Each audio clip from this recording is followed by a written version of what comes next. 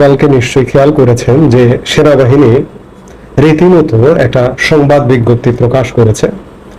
সংবাদ বিজ্ঞপ্তির শিরোনামটা ছিল এমন যে আসন্ন ঈদুল আজহায় কোরবানির পশুর বর্জন ব্যবস্থাপনা এবং ডেঙ্গু মশা নিয়ন্ত্রণে সেনাবাহিনীকে নিয়োগ প্রসঙ্গে সেনাবাহিনীর অবস্থান।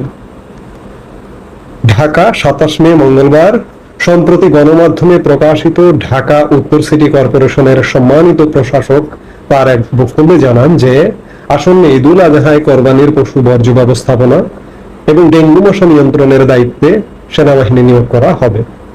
সকলের অবগতির জন্য জানানো যাচ্ছে যে বাংলাদেশ সেনাবাহিনী এ ধরনের কোনো কার্যক্রমের বিষয়ে অবগত নয় এবং ভবিষ্যতেও এ ধরনের কোনো কার্যক্রমের সাথে সম্পৃক্ত হবার পরিকল্পনা নেই।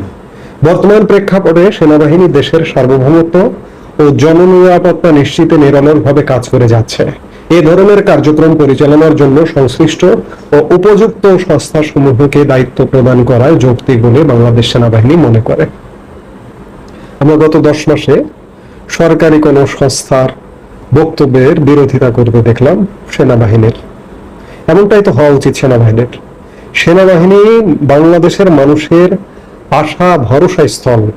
চারিদিকে এত অনিশ্চয়তা, সেই জায়গায় ভরসা স্থল, সেই জায়গায় মানুষ খানিকটা হতাশ। কথা বলতেই হবে যে সেনাবাহিনীর প্রতি গত 10 মাসে আসলে হতাশ। মানুষ আশা করে হয়তো এই যে মব হচ্ছে, এখানে বিশৃঙ্খলা ঘটছে, ওখানে উশৃঙ্খল জনগণ নানা কর্মকাণ্ড করছে নেতিবাচক, সেনাবাহিনী প্রোটেক্ট করবে। কিন্তু 10 মাসে সেগুলো হয়নি। একের পর এক ভবন বুলডোজার দিয়ে গুড়িয়ে দেওয়া হয়েছে। বাংলাদেশের মানুষ দল মতের ঊর্ধ্বে উঠে আঘাত পেয়েছে বঙ্গবন্ধুর স্মৃতি বিজড়িত বাড়ি 32 নম্বর ভাঙ্গায়। সেনাবাহিনী সেখানে উপস্থিত হয়েছিল, গিয়েছিল। সেনাবাহিনী চলে এসছে, ভাঙতে দিয়েছে। এরকম অসংখ্য শত শত ঘটনা আছে, কোনটা রেখে কোনটাকে বলবো। সেটি একটি রেডমার্ক ঘটনা, যার কারণে আমি সেটির কথা বললাম। সেনাবাহিনীর প্রতি মানুষ আসলে হতাশ। কিন্তু হতাশার জায়গাটি আশার আলো কিভাবে জ্বালাবে সেনাবাহিনী, কিংবা জ্বালাবে কিনা মানুষ সন্দিহান, আমরা সবাই সন্দিহান। সেই জায়গায় একটা গাল গপ্প ঢাকা উত্তর সিটি কর্পোরেশনের প্রশাসকের, এই গাল গপ্পের বিরুদ্ধে সেনাবাহিনীর অবস্থান, আমি এটিকে সাধুবাদ জানাই। ঢাকা উত্তর সিটি কর্পোরেশনের একজন ব্যক্তির, তার নাম কি মোহাম্মদ এজাজ সম্ভবত। এই মোহাম্মদ এজাজ হিজবুত তাহরীরের সদস্য, নিষিদ্ধ ঘোষিত জঙ্গি সংগঠন হিজবুত তাহরীরের সদস্য বলে গণমাধ্যমে খবর এসছে। কোথায় কাকে নিয়োগ করা হচ্ছে বাংলাদেশের মানুষ দেখুন। ঢাকা উত্তর সিটি কর্পোরেশনের প্রশাসক মানে বা মেয়র মানে খানিকটা মন্ত্রীর পদমর্যাদার, ঢাকা উত্তর কিংবা দক্ষিণের মেয়র। নিয়োগ করা হয়েছে নামহীন গন্ধহীন একটি ছেলেকে। এই এজাজকে আপনি চেনেন? আপনি কখনো দেখেছেন? কি তার অবদান, কিসের ভিত্তিতে তিনি নিয়োগপ্রাপ্ত হয়েছেন? আবার নিয়োগপ্রাপ্ত হবার পরে তার নামে জঙ্গি সংগঠনে জড়িত থাকার খবর বেরিয়েছে। আর সেই লোক একটা গালগপ্প দিয়েছেন যে বর্জ্য ব্যবস্থাপনা, গরু ছাগলের গোবর পরিষ্কার করা কি সেনাবাহিনীর কাজ? মশা মারা সেনাবাহিনীর কাজ? আপনি কি মশা মারতে কামান বাজাতে চান? ওই যে একটা কথা আছে, এই কথা কি বাস্তবায়ন করতে চান?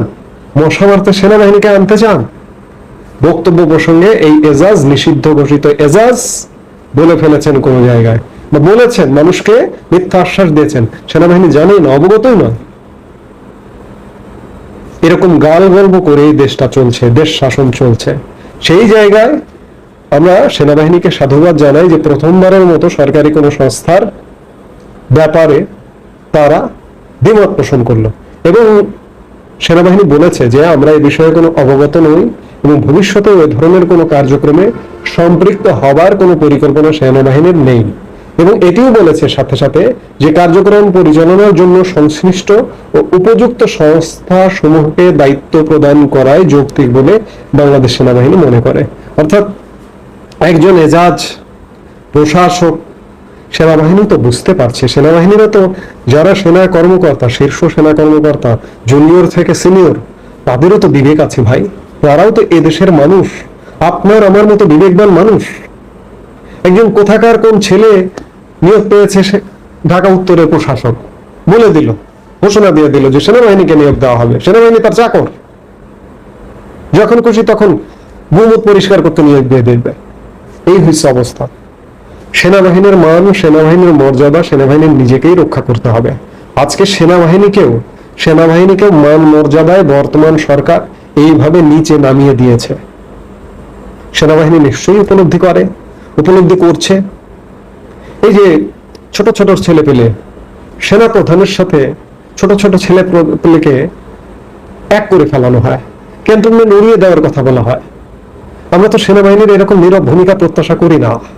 এই যে ঢাকা উত্তর সিটি কর্পোরেশনের প্রশাসকের বক্তব্যের এগেইনস্টে সেনাবাহিনী যে বক্তব্য দিয়েছে, আমরা তেমনটাই সেনাবাহিনীকে দেখতে চাই। সেনাবাহিনী বাংলাদেশের স্বাধীনতা, সার্বভৌমত্বের প্রতীক।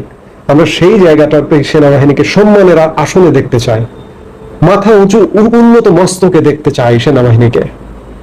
সেনাবাহিনী এই যে ভূমিকাটা পালন করলো উত্তর সিটি কর্পোরেশনের মেয়রের বক্তব্যের বিরুদ্ধে, আমরা সর্বক্ষেত্রে সেনাবাহিনীকে এভাবেই দেখতে চাই।